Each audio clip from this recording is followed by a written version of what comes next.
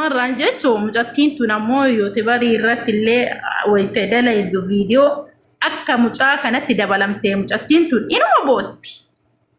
Gammachuun qabdu waa'ee gaddaa imsuu malee baqa waanuma kana dubbatti. Sigalee guyyaadhaan natti dukkanaa'ee gadiin bayu namaa waliin argu waan akkasii dubbatte. Waa jecha viidiyoo isii macarrashaa dubbatte suni waa'ee kanaati. Nama waliin argu guyyaadhaan natti dukkanaa'ee maali jettee waan wayiillee waa'ee jaarsa akka inni rakkoo irraan geessa jirullee waan xuxxuuxee jira. Guyyaa lama moo guyyaa sadiin turre kama dhabamte argan online marraayyuu. Achumarraan obboleessi isaa moo abbeeran isaa abbaatti dawwalee mucattiin teessan baddee jirti. Nullileenes ooyina soqaddaa isinillee jireen jiran. Abbaan ammoo dhufee adaamallee bakka hin deemne hin jiru jedha. Hatta YouTuberii namoota biraayyuu manarra deeme. Abbaa gurbaa fuudheetu bilbilaa. Obboleessi gurbaa fuudhee abbaatti dawwalee guyyaa meeqatti mucattiin teessaniin baddeeti. Nullee soqaa nulleenis ooyina sinillee soqaa jedheeni jedhan. Egaa abbaan ammoo nu YouTuberii irratti agarre kanuti bakka inni hin deemne hin jiru mana namarra marayyee deemanii YouTuberoota mara gaafataa nama turanidha. Haadha fi akkoon isaa akkoo mucattii jechuun nama lafarra bultii hidhattee akkoon isii lafarra argite viidiyoo sasii argee jira. Laalee jira yaa laalee jira ka abbaan fi akaakuu akkoon booda. Hatta abbeeronni fakkaa zanaarra jirtan amma abbaan maal jedhee Oromoo dadhabee jira mucattii tana sagalee naa ta'a jedhe. Deebisee illee mucattii wayii sa'aadaa jedhanii amma as keessaa baatee nama bira jira jettee boodan deebiti. Viidiyoo wayii gadhiiste macarrashaa kana torbee tare keessa maal jette viidiyoo san irratti harka isii waa sasii ergee jira mijjamsi dagartee viidiyoo wayii ka harka waa wayii jaalalloodha ergee. Ka harki waa wayii muramee jiruufaa viidiyoon dhiiga amma YouTubein illee na adaba ka dhiiga maratu jira sanammoo gadhiisuu hin danda'uti yoo gadhiise namatu wal fixaa waan baay'eedha jettee boottee dubbataa turte YouTube irratti sigalee nu dubbata Sa'aadan tun ammoo mucattii isaaniiti abbaan ni beekaa mucattii tana jechuudha sigalee namatuyyuu nama isii bira jirutu kaasee itti ergee bilookii godha. Silkii sana ammoo silkii immoo ittiin banatan ammoo silkii Itoophiyaati miteedha silkii bakka biraati. Kaasanii itti erganii isii miti atiyyuu ganaa itti dabalamtanaan jedhanii. Eegasi ammoo bilookitti na deebisanii an bilooki illee goone amma bilooki irra na'ee kan jedhanii gaafa waan irra barreessu barbaadan irra na'ee kan irra barreessanii bilooki na deebisanii jettee dubbatu. Sa'aadaan tun nama eessu jiru. Jettee ammaa seentee baatanii deebi'aa sa'a lamatti jettee maal poolisii roobee jetti amma ni deebi'a jettee bar mana kee jettee bar amma ni deebi'a jettee ni gaafattanii haa dhuftu sa'a lamatti naa qaxartee haa dhuftu waan jiru isin illee gadi baasti mucaan jarman jirullee yoo ajjeesta mucatti duutu isii warraa kenna yoo jiraatti bakka jirtu gadi baasa sigalee ilma namaati waan ta'eef. Ilma namaati. Anama YouTube irratti ni argaa beeta jamsi. Turee jira gadhiisu jammara waa'ee kanaa turee jira. Dubbiin salphaa bari. Arraa argamti boruu argamti jedhee callisee beeta wanni ani irratti dubbadhe amma viidiyoo ka isiin harka ciccira ka arge irratti abbaan illee jecha san jedhee kanaaf gadi bahee dubbadhe malee aniyyuu irrumatti eegaa jira. Dubbadhu.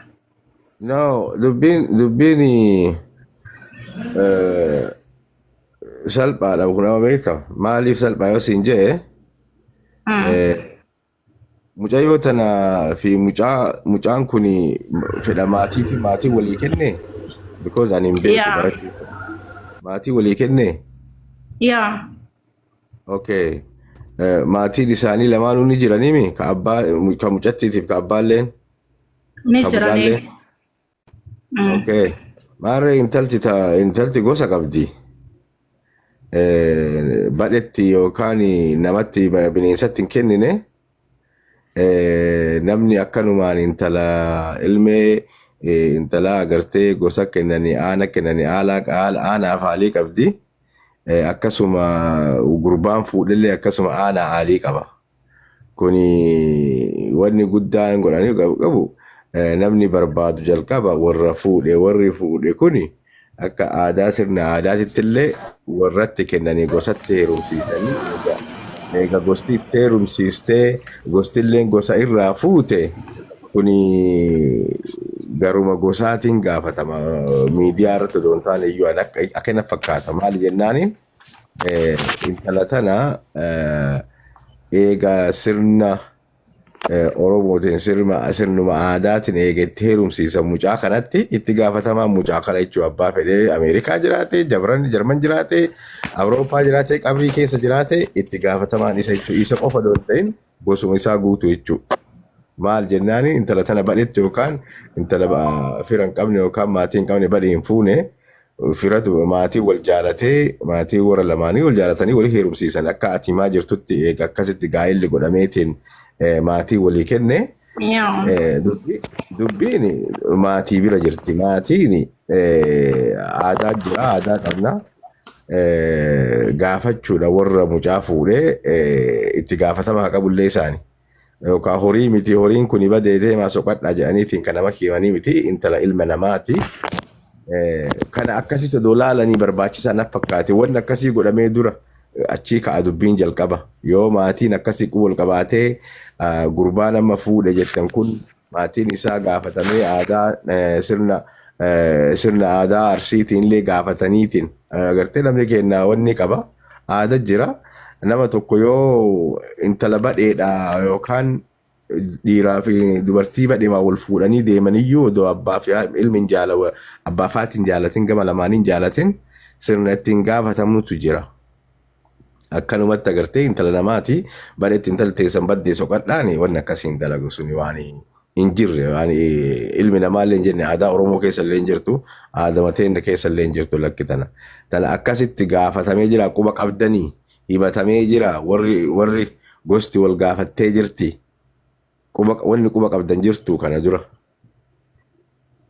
Amma bakka kana waa isin ibsaan akkuma waan mul'atan keessaa. Okay. Abbaan qanii yuutuubii harka lammaffaa waraabee qanii tokkoffaa kophaa fi waraabee qanii tokkoffaa medhiisa qanii lammaffaa waraabee uummata wajjin waraabee abbeeroonni isiillee hin jirti akaakayyuun isiillee hin jiranii namni biraa illee nama ollaati nama hedduu olii jiran waraaban achi bira maal jedhanii dubbatan bakka warraa kanatti maatii durayyuu gaafatanii jedhanii gaafatanii jennaa maatii gaafannee jirraa maatii gaafanne keessa maatiin gara abbaaf gara kakaanii rabbitu beeka ka gara ardaa isaanii jedhan ka gara ardaa isaaniitiif abbaa homtuu hin jiranii soqaatii himan jiranii haa miidiyaa irra wanti ol bahee an dubbadheef sababni miidiyaa irra bahee dubbadheef hoota isa aarteellee ogurrattee hiriyoota birallee deemtee kuulanii fa birallee haa ta'u sayidoo fa birallee ijoollee qara walii wajjattu birallee aartee baatee jiraattee warri keenya soqaara jettee akka as deebituuf dubbadhe malee warri soqaatumaan jiranii mucaallee dhiisaa hin jiru gaafatanii jiranii mucaa ani hin beekodhee waakkatee abbaan illee nu biratti illee gaafataniiranii kan nu alaa rabbitu beekaa ittillee dawwalanii hedduu tokko karakkaranii illee kadhataa jiranii ni jedhanii dubbatan. Abbaan Roozaa jechuudha. Abbaan Roozaati akka jedhanii dubbata afaan ofiitiin. Taaniif jaarsolii inuma nu gaafataa jirtillee inuma soqaa jirtillee waan nu biraa haftillee hin qabdu ammaa fi jedhan qanii viidiyoo lammaffaa waraaban. Achi isinii galee achi naa qabadhaa. Okay. Bareeda akka itti haalaani dubbii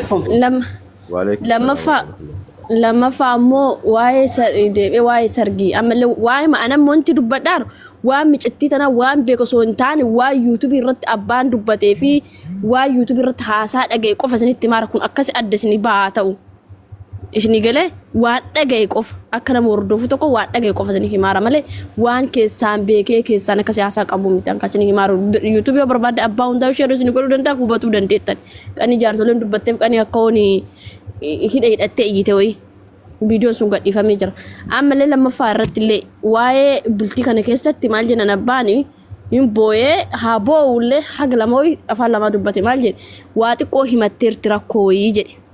Rakkoo tana micattiin qarallee bultii wayii seentee baateerti sababa humsaniif jedhee itti lolee bultii ta'e qabadhu taa'ee waan namaa hin dhagahin jedhee fuula keessa itti ka'ee fi biyya biraa deemuu na harkaa taanaan paaspoortii harkaa fudhee anatu kana maraasi godhee roozaatiyyaa anatu kana maraasi ga'ee ana si gubachoo didee ana si gubachoo didee yaa intala koo jette. YouTubein irra gadhiisan keennu YouTubein jecha irra gadhiisan keennuti. YouTubein jecha irra gadhiisan moo ka isii irratti illee ka onna saadaa irratti illee ka saadaa irratti illee dubbatte ka isiitu seen ilaali. Kasitu bakka qani akka abbaan galu san gadi lammaffaa. Jechuun kasii kana duuba yoo shakkii wayii jiraatte eenyutu irra gadhiisee? Moo namicha kana qaba moo nama warra? Namticha miti abba millisii kana abbaan hin beekan abbaan roozaa hin beekan. Abbaan roozaa ka beeka irra saadaa waliin deemne natu baasnee kompiitara keessaa baafnee abbaan roozaa dura qara hin beekan hin fayyadaman hin beekan malee hin beekan millisii jette. Ka gadhiisaa rusa aadaa abbaan roozaa maree hin beeku viidiyoo. Ana tufana deemee maraaraa jette saadaan micatti hiriyyittii isiiti ta'a micatti hiriyyittii isii takko itti jira ollalli naannoon illee biyyaan illee ollalli hiriyyaa dhalli amma gara seeraatiin illee soqaa jirtu gara seeraatiin illee waan tokko goonee jirra tajette amma dubbattee baatee viidiyoo illee gadi dhiisuu jette isima san tawaa'ee viidiyoo illee fiddee viidiyoo harki muramee rooyi gallakkiftee xiqqooyi viidiyoo dhiigaa baay'ee gadi dhiisuu fi micattiin tullee boroo as baate namni kun illee walii yaa'ee wal waraanaa fi ani rakkadhee jette sunillee YouTube irratti illee gadhiifameera. Mee YouTube irratti seenaa dhaqame.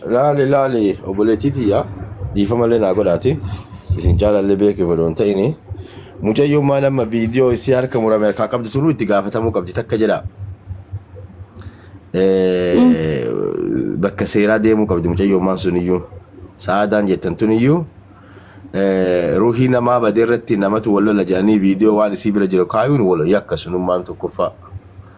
Maali jennaaniin eega information of harkaa qabaattee information sun poolisa bira ni dhufte sa'aatii lamatti jette sa'aatii lamatti beeke ila jechuma la yaada bareeda kennatanii dhiisaa dubbatanii mee haftatanii dhiisu jechaaf jedhe maali jennaaniin nama kun ruuhiidhaan dhabame nama ruuhiin dhabame irratti nama biriittuu badeetti ganaa wal dhaba jedhaniitiin haqaa jirtu harka qabatanii taa'uun hin barbaachisu.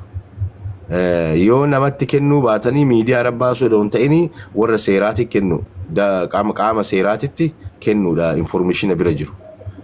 Tokkoffaan sani lammaffaan ammootiyyuu waan hangaafadhe irratti eegaa maatiin gama mucaalleen waan kana barbaadaa jiraatan dubbiin amma ka barbaadu intala takka yeroo heerumsiisan ijanarraan balleessinii ilkaanarraan cabsinii waan marasii hayyame jedhanii aadaatti akkasii walii kennan. Narraan ajjeesii narraan cabsin ijaan balleessin dhayinii kana olii kennan ijootun amma ka badde warra mucaa fuudhee biratti dubbiin tuni dubbii maanguddoon qabattee deemtuun taati maali jennaaniin ilmee namaati qabadee dubbii maanguddoon qabattee yoo namni kun waa ta'ellee gara gumaallee ka deemu jechuun dubbiin akka as gubbatti miidiyaa irra laalan kanaa miti maali